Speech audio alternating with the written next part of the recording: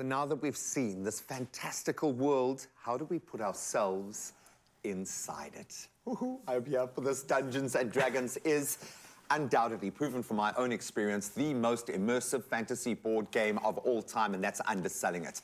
Ripple effects into the gaming world on almost every level.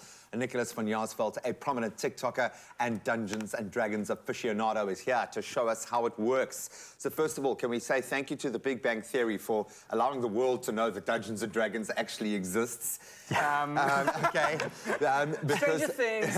Well, I came afterwards. It's a gateway into a whole nother world. If I can tell you the hours that I spent with my best mates in other worlds, in other universes, creating these characters that kind of helped me build my own psyche. And I would fall back on that paladin when I needed to be brave. I would fall back on that moment when we were heroic, when I needed that feeling. This is the most immersive game ever. So well done to you for driving this, my brother. This is the coolest thing ever. Where do we begin when immersing ourselves in this incredible world? What's the first step, do you reckon, guys? So that's actually a really great question. And I think to anyone who hasn't played Dungeons and Dragons before, I think the big trick is to not get overwhelmed, because I know that people are seeing like what I've set up here. This is advanced. How do we? But you know, Dungeons and Dragons and technology has come such a long way that most of my gameplay experiences are all completely digital. I don't even have physical dice. When we play digitally. Yeah, like this is an expensive setup that took, you know, a decade and a half to put together. And it's not even all of what I have. It's all of what we could set up in the time we had. But you can play an immersive experience as immersive as what you would have with all of these peripherals and accessories completely online and for free. You know, and that's what we've been doing. I think we need to just delve into a little bit about what is Dungeons and Dragons for people that don't know. Yes.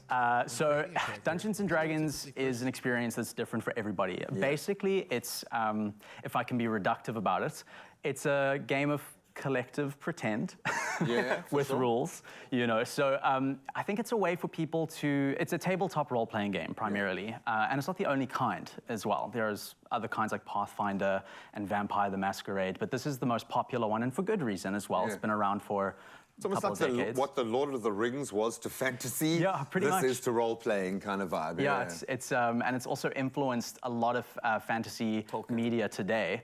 So, I mean, we've got the new movie that's coming out, and I think everybody's going to be And it looks good, eh? Yeah, I think even if you're not into Dungeons and Dragons, it's going to be a good movie. It's a fantasy movie, and it's got Chris Pine, so that you can never really go wrong.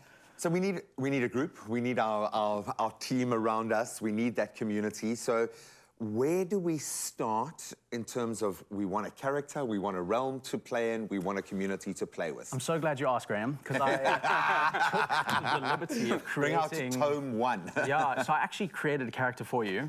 Oh, beautiful. Tell him his name. Tell him his name. Greyblade Rich Clipped. Nice. You are a devilishly handsome wood elf rogue. Nice. You're welcome. I'm going to call myself chaotic good. Yes, totally. That's the way to go. And for you, Grant, I have given you your favourite. Yes. Your barbarian orc. Yes, actually, this is a character that I play with, yes. Oh, really? Nice. And his name is Grunt. Yes, this is a character that I play with a bit of smash and bash, I like it. Oh, no, he gets really into it. I was quite taken aback. But you see, this is the joy about Dungeons & Dragons. These maps, did you design these particular campaigns? No, I just spent a lot of money 3D printing. But you can use the standard stuff, or you can also like build your own worlds. Everything's up to the imagination of the people around at the table. And these character sheets are the defining rule set with which you play. So it's not completely unhinged. Yeah. So you got these famous dice that everybody plays. And got a bunch. I bought a bunch in here. You got a bunch, and you got a whole bunch of stats on your piece of paper for each of your characters.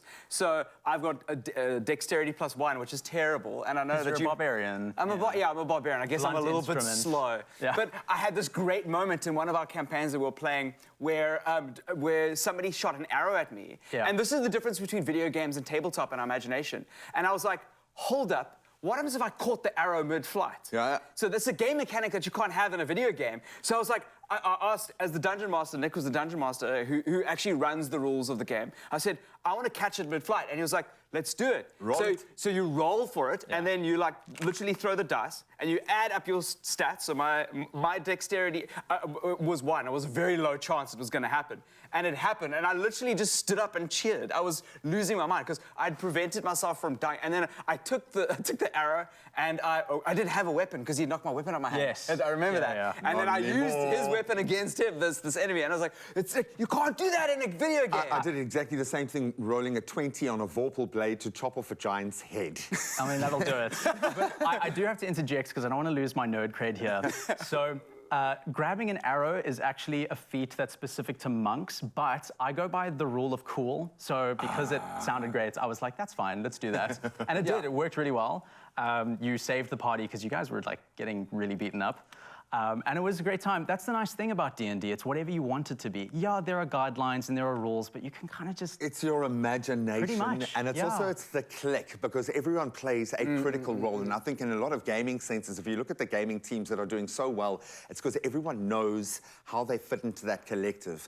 But literally, the board is blank. You can take it anywhere. Stay with us. We're going to continue our deep dive into Dungeons and Dragons.